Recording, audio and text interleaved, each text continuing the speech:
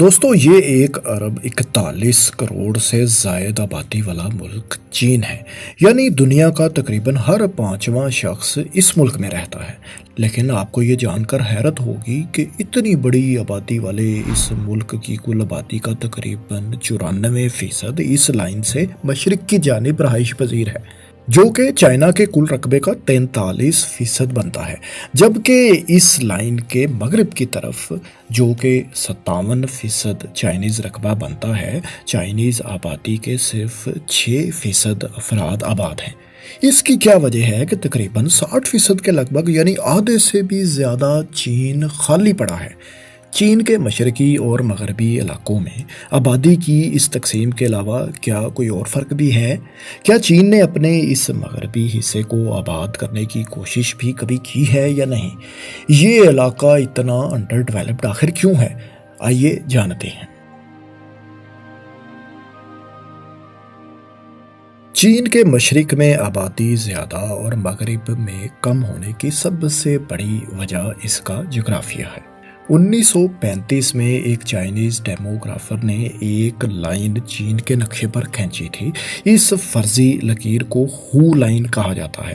ہو line سے مشرق میں وسیع و عریض اور زرخیز زمین کے میدان ہیں، جو کاشتکاری کے لیے موزوں ترین زمین ہوتی ہے۔ اس کے علاوہ مشرقی چین کا موسم بھی معتدل رہتا ہے، جو انسان کی آباد کاری کے لیے بھی انتہائی سازگار ہوتا ہے۔ اس کے برعکس اس لائن کے مغرب میں واقع چین کا زیادہ تر علاقہ دو بڑے صحراؤں، صحرائے ٹاکلا مکان اور صحرائے گوبی پر مشتمل ہے۔ اس کے علاوہ باقی رقبے پر تبتین پلیٹو پھیلا ہوا ہے اور یہاں بھی فصلیں کاشت کرنا ممکن نہیں۔ یہ دونوں صحرا گرم تو ہیں لیکن سردیوں میں انتہائی سرد بھی ہو جاتے ہیں، یوں یہاں انسانوں کا رہنا بھی مشکل ہو جاتا ہے۔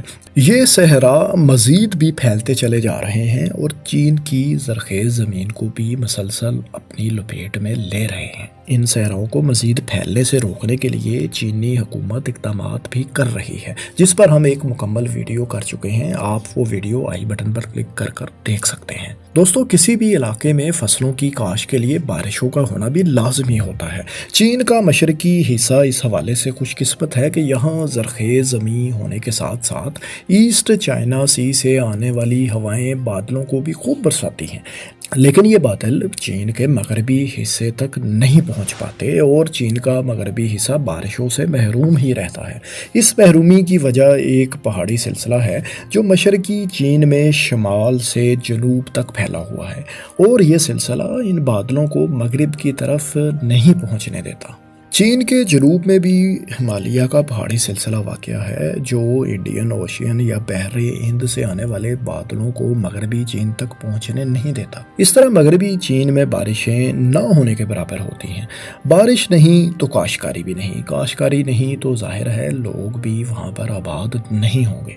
دوستو، مغربی چین کی خشک سالی کو ختم کرنے کے لیے چائنیز گورنمنٹ نے تبت کے 16 لاکھ مربع کلومیٹر کے علاقے پر مصنوعی بارش برسانے کے پروجیکٹ کا آغاز بھی کر رکھا ہے۔ چین اور باقی دنیا میں مصنوعی طور پر بارش کیسے برسائی جاتی ہے، اس موضوع پر بھی ہم ایک ویڈیو کر چکے ہیں، آپ آئی بٹن پر کلک کر کر دیکھ سکتے ہیں۔ اب چلتے ہیں چین کے مشرق میں زیادہ اور مغرب میں کم آبادی ہونے کی دوسری وجہ کی طرف۔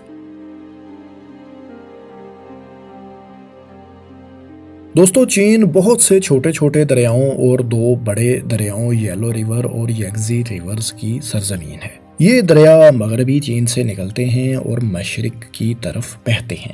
ان میں سے دریائے یانگزی ایشیا کا سب سے بڑا دریا ہے۔ اب اگر تاریخی طور پر دیکھا جائے تو دنیا میں جہاں کہیں بھی انسانی تہذیب نے جنم لیا ہے وہ پانی کے آس پاس ہی لیا ہے۔ مثال کے طور پر قدیم سندھ کی تہذیب کا آغاز انڈس ریور بیسن میں ہی ہوا اور مصر کی قدیم تہذیب کا جنم بھی دریائے نیل کے آس پاس کے علاقوں میں ہی ہوا تھا۔ چین میں یہ 2 بڑے دریا قدیم تہذیبوں کے لیے پانی کا ذریعہ ہونے کے ساتھ ساتھ تجارت میں بھی معاون ثابت ہوتے رہے ہیں۔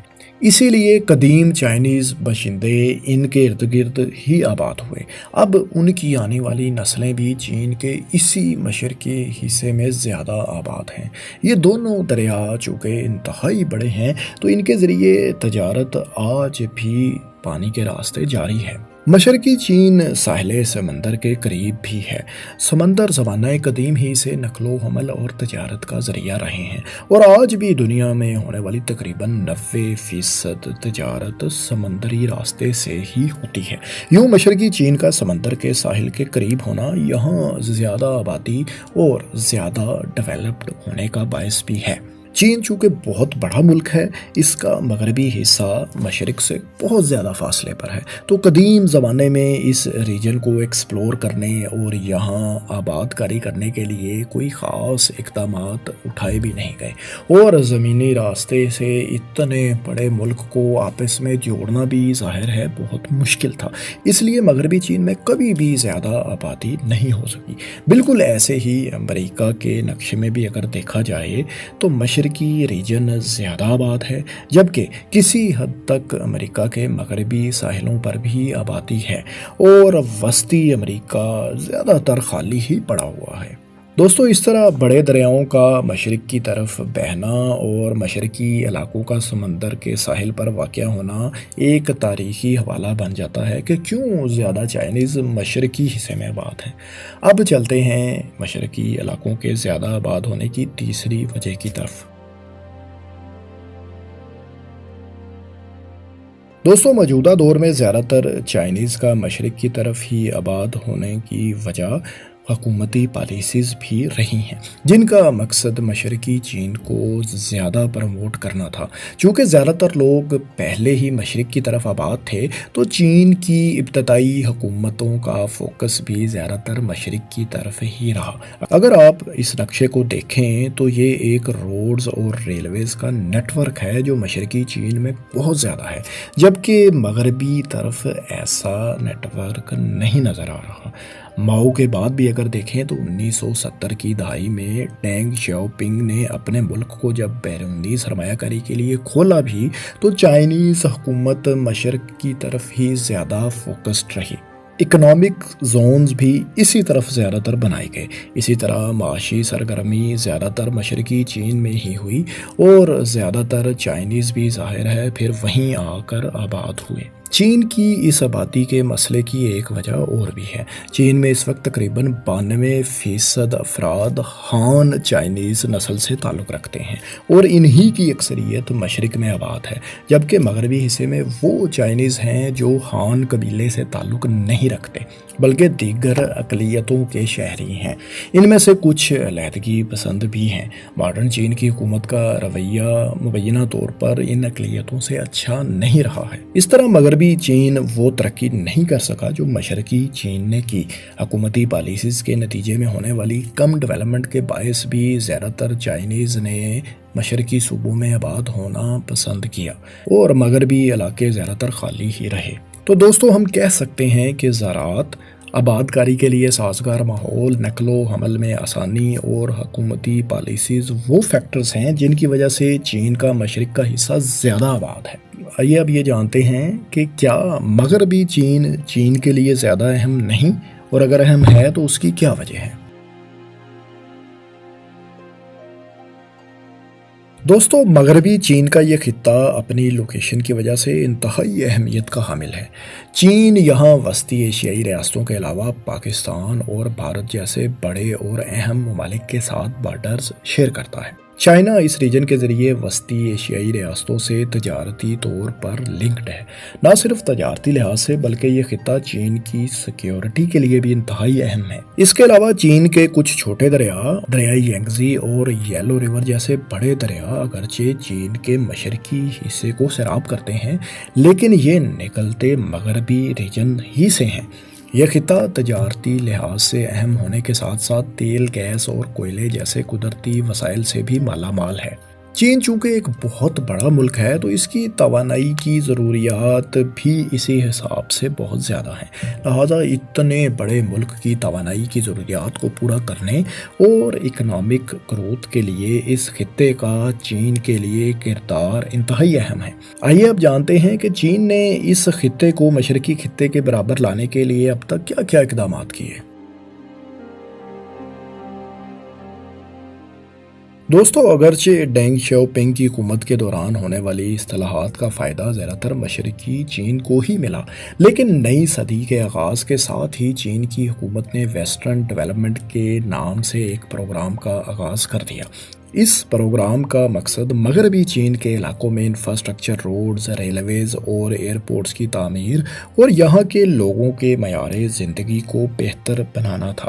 اس منصوبے کے ذریعے مغربی چین کو مشرقی ریجن کے ساتھ ملانے کے لیے اقدامات بھی اٹھائے گئے۔ مثال کے طور پر شنگھائی تبت ریلوے ٹریک 2007 میں مکمل ہوا۔ یہ ٹریک مشرقی چین کو تبت جیسے دور دراز ترین علاقے سے ملاتا ہے۔ اس خطے کو مزید امپروو کرنے کے لیے چائنیز حکومت نے 2013 سے ایک منصوبے بیلٹ اینڈ روڈ کا آغاز بھی کر رکھا ہے، جس کے ذریعے چین پاکستان، وسطی ایشیائی ریاستوں، یورپ اور افریقہ کے ساتھ ٹریڈ روٹس تعمیر کرنے جا رہا ہے۔ اس منصوبے کے تحت چین بھی پینجیانگ برج جیسے بڑے بڑے پل تعمیر کر چکا ہے۔ اس انیشیٹو پر چین اب تک $1 ٹریلین سے بھی زائد رقم خرچ کر چکا ہے۔ یہ منصوبہ بلا شبہ مغربی چین کے لیے گیم چینجر ثابت ہو سکتا ہے۔ یہاں سرمایہ کاری کے مواقع بھی پیدا ہوں گے اور پھر شاید ممکن ہے کہ چائنیز لوگ یہاں پر آ کر آباد ہونے میں بھی دلچسپی لینا شروع کر دیں اور اس طرح چین کی مشرق اور مغربی علاقوں کی آبادی کی تقسیم میں کچھ فرق بھی آنے والے وقتوں میں ہمیں دیکھنے کو ملے۔